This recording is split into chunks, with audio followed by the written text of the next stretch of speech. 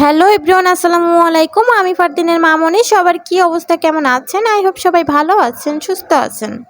আমরা আলহামদুলিল্লাহ বেশ ভালো আছি, আপনাদের দোয়া ও ভালোবাসায়। আমি বোরকা পরে রেডি হয়ে নিয়েছি, কারণ এখন যাব আমরা আমার ফুফা শাশুড়ির বাসায়। তো আমরা সবাই যাব। তো আপনারাও চলুন আমাদের সাথে। আমরা আজকে বাইকে করে যাচ্ছি। তো এখন সামনে এই যে একটা দেখতে পাচ্ছেন নদী। তো এই নদীতে ফেরি আছে, এই ফেরি পার হয়ে তারপর ওপার যেতে হবে। আর ওইদিকে কিন্তু ব্রিজও হচ্ছে, বাট এখনো কমপ্লিট হয়নি, যার জন্য ব্রিজ থেকে যেতে পারছি না। এখন আমরা ফেরির জন্য ওয়েট করছি। হ্যাঁ, বলো আমরা কোথায় আসছি? নদী।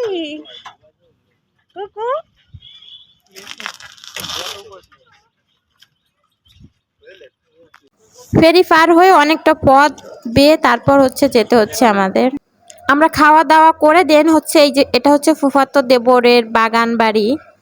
এখানে আসছি, তো খুব সুন্দর করে বাগান বাড়িটাকে সাজিয়েছে। এখনো মানে খুব সুন্দর করে সাজাতে পারিনি, মানে কমপ্লিট করতে পারিনি, আস্তে আস্তে করে করতেছে, বাট এখনো অনেক সুন্দর লাগছে। তো চলেন চারপাশটা ঘুরে ঘুরে আপনাদেরও দেখায়। তো এখানে একটা টিনের ঘর আছে, যখন এখানে ঘুরতে আসে তখন এই ঘরের ভিতর আর কি থাকে। এখানে কিন্তু সব সময় থাকে না, যখন ঘুরতে আসে তখনই আর কি থাকে শুধু। এই যে দেখেন কতগুলো তাল গাছ, এই তাল গাছের জন্যই নাকি ভাইয়ার এই জমিটা কিনেছে। তাল গাছ নাকি তার খুব পছন্দ। ভাইয়ার এখানের প্রত্যেকটা জিনিসকে ভাইয়া যে এত সুন্দর করে যত্ন করে, সেটা দেখে আসলে আমি অবাক হয়ে গিয়েছি। ভাইয়া কিন্তু এখানে থাকে না, ঢাকাতেই থাকে, তারপরও মানে এত সুন্দর করে যত্ন করে, যেটা দেখলে আপনিও অবাক হয়ে যাবেন। তো এই বাগান বাড়িতে কিন্তু একটা পুকুরও আছে। ভাই বলতেছিল যে এখনও কিন্তু কমপ্লিট হয়নি, মাত্র 20% মতো কমপ্লিট হয়েছে।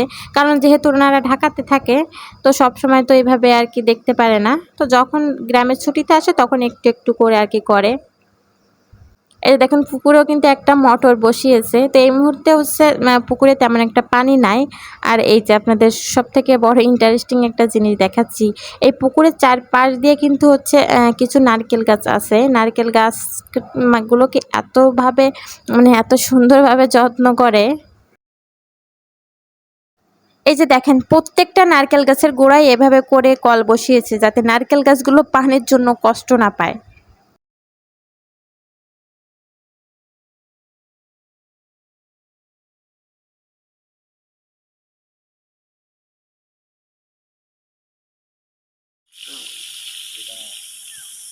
বন্ধু ছিল পার্টনার করে দিয়ে দিছি ও করে, মানে ও ওতে লস করছে, লস করছিল না, লস খায়নি আমি পুরো নিয়ে দিতে। আর এই সিস্টেমটা করছে এখানে পোকামাকড়গুলো জমে, মানে পোকা যখন এই গাছগুলোকে নষ্ট করতে আসে তখন আর কি এখানে পানিতে পড়ে মারা যায়, যার জন্য এই মানে ছোট্ট হাঁড়িগুলো দেওয়া হয়েছে। আর ওই যে ছোট্ট একটা টিনের কল দেখলেন না, ওইখানে থাকে এই বাড়িটা যে দেখাশোনা করে সে, তার জন্যই নাকি ভাইয়া শুধুমাত্র এই বাড়িটা করছে।